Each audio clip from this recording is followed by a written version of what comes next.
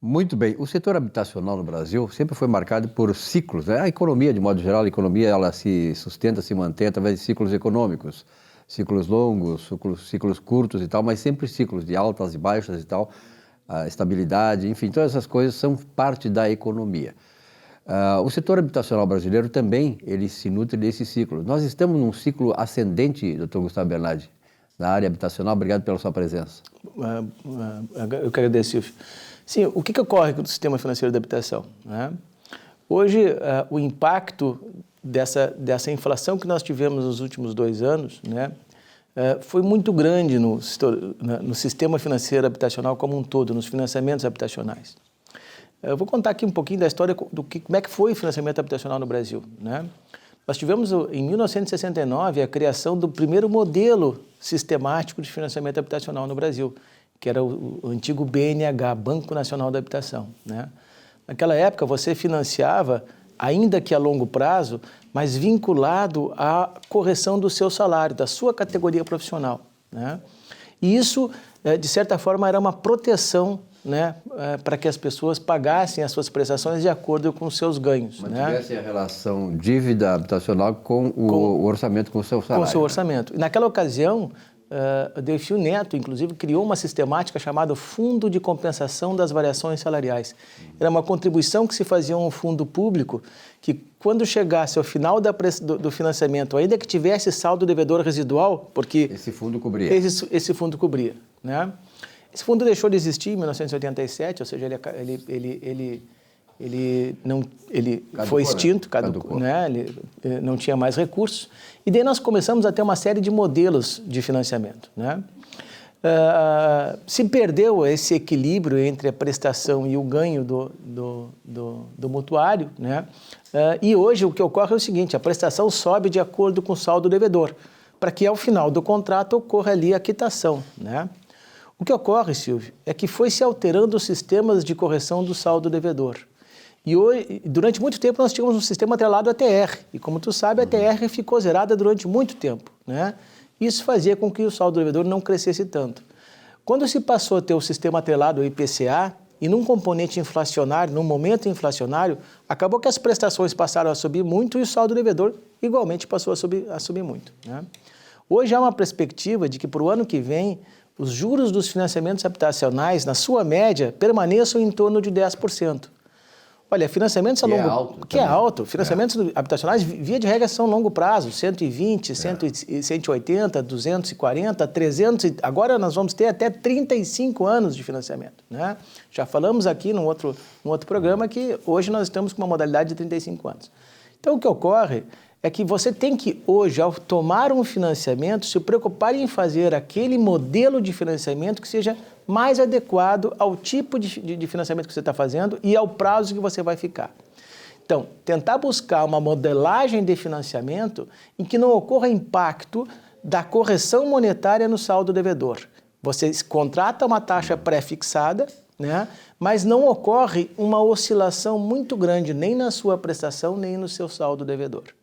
A gente tem tido muita procura de mutuários que tiveram um desequilíbrio no seu contrato, passaram a ter as suas prestações majoradas muito, porque, como tu bem sabe, nos últimos 2 anos e meio, a gente teve um aspecto inflacionário que pesou no bolso do brasileiro, né, fruto de diversas situações, e isso fez com que as prestações crescessem muito, aumentassem muito. Mas as pessoas têm que perceber que, ao aumentar a prestação, também está aumentando o saldo devedor. Então, você tem que tomar o cuidado de eleger uma modelagem de financiamento mais adequada àquele contrato, àquele negócio que você está fazendo. Muitas pessoas me perguntam se vale a pena hoje fazer a migração, né? A portabilidade. Portabilidade, né? Portabilidade hoje no Brasil se tornou um negócio que só vale a pena se você está portabilizando por uma instituição financeira em que você tem uma boa relação, um bom volume de negócios. Porque, do contrário, virou uma commodity. Todos os bancos oferecem a mesma taxa. Mas se você tem um relacionamento melhor com um determinado banco, tem até algum investimento com um determinado banco, você vai procurar esse banco que você tem o seu melhor relacionamento e tenta fazer a portabilidade. Hoje no Brasil, 99% dos contratos de financiamento habitacional são com a Caixa Econômica Federal. Até o Banco do Brasil abandonou esse mercado dos financiamentos habitacionais, né? Mas você vê instituições como Santander e Itaú tendo carteiras hipotecárias, né, que se você tiver um bom relacionamento com essa instituição, você faz uma portabilidade em melhores condições de negócio, né? O que não vale mais a pena, que eu ouço muita gente falar, não, eu vou entrar com medidas revisionais, eu vou questionar judicialmente os contratos habitacionais. Isso não é mais uma vantagem, porque os tribunais já pacificaram o seu entendimento e, na grande maioria, validam aquele contrato assinado com uma instituição financeira. O sistema financeiro do Brasil é altamente regulamentado, né? Todos os bancos executam contratos padronizados de acordo com a legislação. Então, é uma aventura jurídica entrar numa discussão judicial desses contratos. A não ser que tenha ocorrido um desequilíbrio muito grande, né, um desequilíbrio fora do esperado, em que daí o judiciário entra para tentar reequilibrar aquele contrato. Mas eu acho que o grande conselho que eu quero deixar aqui para todos vocês é de que fazer um contrato de financiamento habitacional, que via de regra são valores altos, a longo prazo, exige um cuidado enorme na hora da contratação. Então, procure ter a melhor orientação possível na hora da contratação. Porque se você vai ficar atrelado a esse contrato durante muitos anos, Silvio. É verdade, bastante, praticamente a metade da vida, no mínimo a metade da vida útil, né, do camarada, né, a partir do trabalho de 18 anos, 17, 18 anos, enfim. Doutor Gustavo Bernardi, a questão da economia, ela tem muita ligação direta em relação a essa questão desses chamados ciclos econômicos, que eu falei aí, nós estamos numa situação de queda da inflação, né? Aumento da empregabilidade, quer dizer, o PIB crescendo, quer dizer, são todos 3 fatores principais que alavancam a economia. Isso ajuda, de certa maneira, também o mercado habitacional. Sim.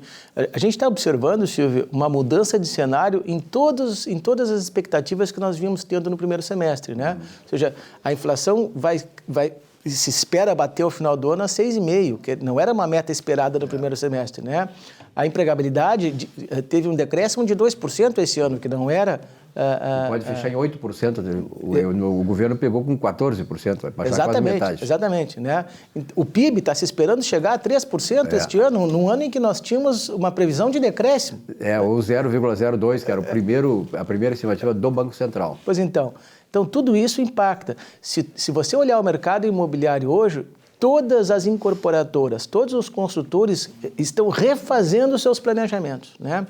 O que se espera é que talvez os reflexos da pressão externa para o ano que vem ainda não permita que o mercado imobiliário, que aquele que é o investidor, aquele que é o incorporador, realize todos os seus projetos, né? O dono do capital ainda está muito preocupado com a segurança e a estabilidade externa. Mas o Brasil já mostrou que continua sendo um excelente mercado para o mercado imobiliário, para quem opera no mercado imobiliário. Como sempre foi, Silvio, né? O mercado imobiliário no Brasil, já falamos aqui, ele é pujante, ele sempre foi uma locomotiva de empregos, ele sempre foi uma locomotiva de negócios, né? Então, se você dá previsão econômica e segurança jurídica, o mercado imobiliário vai caminhar por si mesmo sempre. Hoje me parece que a segurança econômica, o que é a segurança econômica? Ela está embasada em vários indicadores econômicos de perspectiva de crescimento do PIB, de redução da taxa inflacionária, de aumento das oportunidades de emprego, né? De liberdade econômica. Então, uma série de fatores estão contribuindo para isso. O problema todo, me parece, no Brasil, doutor Gustavo Bernardi, o senhor que é advogado, que tem experiência também nessa área, é a questão que fica na insegurança jurídica. Nós estamos num ano de eleições, há, de certa maneira, a extrapolação de alguns segmentos e algumas instituições, como o Supremo Tribunal Federal, que, de certa maneira, corroem um pouco a segurança jurídica, isso também abate os investimentos, né? Sim. Nós estamos agora, só para fazer um exemplo disso, nós estamos agora aqui realizando o censo, né? O censo é o maior orientador, o censo demográfico é o maior orientador dos investimentos na área imobiliária, né? Quando a gente observa o mercado imobiliário vendo as regiões para onde vai crescer o país, né? Isso deveria ser o suficiente para o planejamento econômico das empresas. Mas hoje se leva em consideração que as leis no Brasil, a legislação brasileira, ela tem uma interpretação que é a interpretação do legislador, que é aquele que criou a lei, e de fato nós temos muitas vezes uma outra interpretação de que é quem julga a lei. E isso traz a maior insegurança jurídica para qualquer investidor em qualquer área, né? Você precisa entender que quando o investidor vai tomar uma decisão de negócio, ele leva em consideração de que aquela lei a qual ele está se baseando no seu negócio tem aquela interpretação que ele espera.